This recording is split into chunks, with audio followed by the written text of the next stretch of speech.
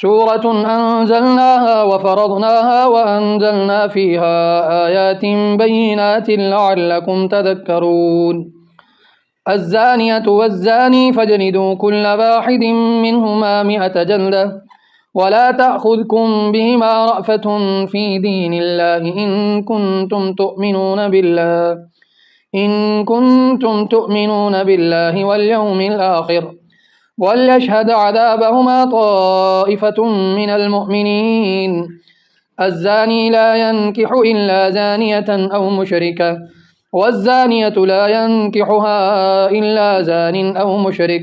وحرم ذلك على المؤمنين والذين يرمون المحصنات ثم لم يأتوا بأربعة شهداء فاجلدوهم 80 جلدة ولا تقبلوا لهم شهادة أبدا وأولئك هم الفاسقون إلا الذين تابوا من بعد ذلك وصلحوا فإن الله غفور رحيم والذين يرمون أزواجهم ولم يكن لهم شهداء إلا أنفسهم فشهادة أحدهم 4 شهادات بالله إنه لمن الصادقين والخامسة أن لعنة الله عليه إن كان من الكاذبين ويدرأ عنها العذاب أن تشهد 4 شهادات بالله إنه لمن الكاذبين والخامسة أن غضب الله عليها إن كان من الصادقين ولولا فضل الله عليكم ورحمته وأن الله تواب حكيم إن الذين جاءوا بالإفك عصبة منكم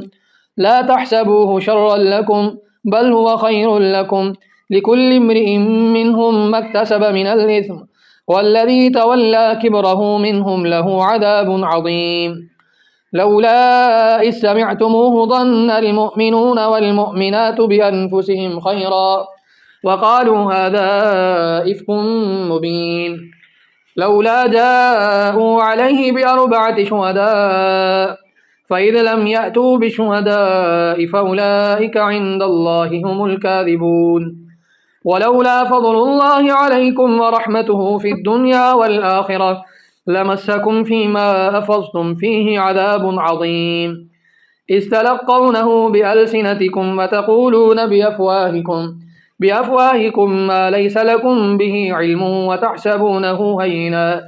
وهو عند الله عظيم ولولا إذ سمعتموه قلتم ما يكون لنا أن نتكلم بهذا سبحانك هذا بهتان عظيم يعظكم الله أن تعودوا لمثله أبدا إن كنتم مؤمنين